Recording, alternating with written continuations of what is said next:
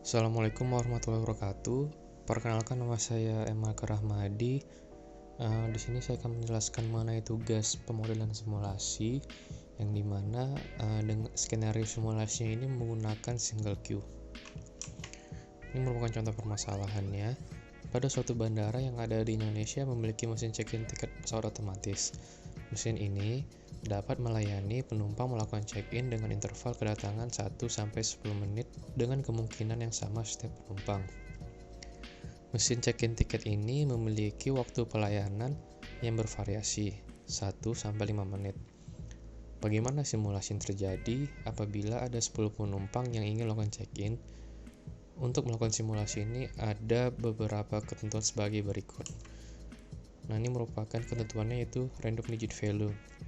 Random digit value ini berfungsi untuk menentukan antara arrival times dan service time itu berada di posisi di mana. Misalkan random digitnya itu 86, maka dia ada di arrival times yang mana, misalkan seperti itu. Nah, sebelum saya melanjutkan menjelaskan simulasinya, berikut adalah langkah-langkah simulasinya. Yang pertama, kita menentukan inter-arrival. Yang kedua, menghitung arrival time. Yang ketiga, menentukan service time-nya. Yang keempat, menghitung service time. Dan yang kelima, menghitung simulation distribution table untuk 10 penumpang. Nah, ini langkah pertama, yaitu inter-arrival time distribution table. Nah, di sini kita dapat lihat pada tabel di samping terdapat beberapa kolom yang berisikan probability, cumulative probability, random digit assignment, dan inter-arrival time. Nah, untuk probability ini didapat dari interval kedatangan 1-10 menit, berarti probability-nya itu ada 1/10, makanya probability-nya itu setiap penumpang itu 0,1. Nah, untuk kumulatifnya itu merupakan penambahan dari probability sebelumnya hingga berjumlah 1. Untuk random digit assignment ini berarti intervalnya itu berada dari 0 yang paling bawah sampai 100 untuk yang pertama, sampai 10 maksudnya untuk yang pertama, dan seterusnya. Dan juga untuk inter-arrival time ini, misalkan ada random digit assignment-nya 61 sampai 70, maka inter-arrival time itu sama dengan 7. Mungkin kita bisa lanjut ke slide selanjutnya. Nah, ini merupakan arrival time-nya. Di sini bisa kita lihat terdapat random digit, inter-arrival, dan arrival time-nya. Nah, untuk penumpang 1 itu tidak ada random digit dan inter-arrival-nya karena waktu kedatangannya itu 0, jadi nggak perlu ada inter-arrival dan random digit. Nah, di sini kita dapat lihat untuk penumpang 2 random digit itu 67. Nah, di sini kita bisa lihat di tabel sebelahnya 67 itu ada di arrival time berapa, berarti kan masuknya ke 7. Arrival time-nya kita tambah 0 ditambah 7, terus 27. Ini masuknya ke 3, terus arrival time-nya itu 7 ditambah 3, jadi arrival itu ditambah inter-arrival sekarang dengan arrival time sebelumnya. Kita bikin suntuk semua jadi hasilnya seperti ini. Oke, selanjutnya itu menentukan service.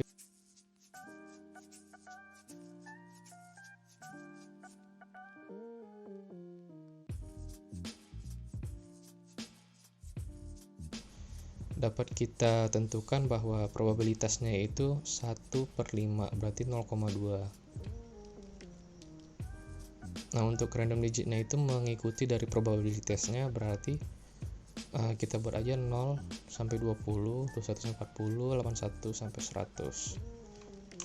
Langkah selanjutnya yaitu menentukan service time ya. Nah, untuk service time ini sama dengan arrival time untuk penentuannya. Ini kita dapat lihat 43 itu berada di service time yang ketiga, terus kita tulis 3 dan seterusnya. Kita tulis seperti itu sampai yang penumpang ke 10.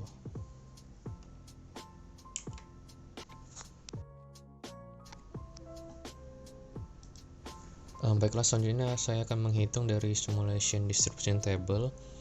Nah, di sini terdapat banyak sekali kolom-kolom dan baris untuk 10 penumpang. Nah, untuk inter-arrival time ini didapatkan dari tabel inter-arrival time sudah kita tentuin sebelumnya. Dan juga untuk arrival time ini merupakan kumulatif dari inter-arrival time. Untuk service time juga kita sudah dapatkan dari tabel sebelumnya untuk menentukan service time-nya itu. Nah, untuk time service begin ini ada dua kemungkinan. Jika arrival time-nya lebih besar dari time service end-nya, maka time service begin-nya dihitung sama dengan arrival time. Namun jika arrival time-nya lebih kecil dari time service end, maka yang diletakin nilainya sini adalah time service end-nya. Kebetulan pada simulasi ini arrival time-nya ini selalu lebih besar daripada TSE. Jadi TSB ini bakal sama dengan nilainya dengan arrival time. Selanjutnya itu waiting time. Nah, untuk waiting time ini juga ada dua kondisi. Jadi untuk penghitungan itu antara arrival time dengan TSE. Jika arrival time-nya lebih besar dari TSE atau time service end, maka waiting-nya ini diisi oleh 0. Kalau lebih kecil arrival time-nya dengan TSE, maka time service begin dikurangin dengan arrival time. Nah, untuk simulasi ini arrival time ini selalu lebih besar dari TSE, sehingga waiting time in queue-nya itu 0 semua sampai ke bawah. Untuk TSE ini dapatkan dari time service begin ditambah dengan service time. Nah, misalkan nih ada 10, misalkan 7 ditambah 3, 12, 10 tambah 2, 20, 19 tambah 1, dan seterusnya. Nah, untuk time span in system ini didapatkan dari waiting time ditambah service time. Nah, kebetulan karena waiting time-nya itu 0 semua, maka time span in system itu sama dengan service time. Jadi sama dengan service time. Untuk idle time of servernya itu merupakan perhitungan dari time service begin dikurangkan dengan time service end. Nah, misalkan ini ada TSB-nya nih, time service end sebelumnya maksudnya. Misalkan ada 7 dikurangi dengan 3, 4, 10 dikurangi dengan 10 itu 0, 19 dikurangi dengan 12 sama dengan 7, begitu seterusnya. Jadi untuk menghitung idle itu time service sekarang dikurangkan dengan time service end sebelumnya.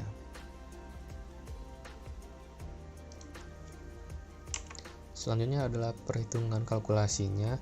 Di sini ada average waiting time, probability, average service time, probability of idle server, average time between arrival, average waiting time of those who wait, average time customer spends in the system, dan average time customer spends in the system. Nah, untuk perhitungan ini juga kita dapatkan dari tabel sebelumnya. Nah, misalnya saya contohkan untuk menghitung average waiting time. Total time customers wait in queue dibagi dengan total number of customer sama dengan 0. Ini karena kan dari sebelumnya itu waiting time-nya itu kan 0 jumlahnya, terus jumlah customer itu ada 10, 0 bagi 10 sama dengan 0. Begitu selanjutnya. Dan juga sini kita dapat lihat ada yang tidak terdefinisi ini karena pada average waiting time of those who wait-nya itu 0/0, sehingga didapatkan tidak terdefinisi. Jadi merupakan simulasi yang dapat saya jelaskan. Apabila ada salah dan kurang, mohon maaf. Assalamualaikum warahmatullahi wabarakatuh.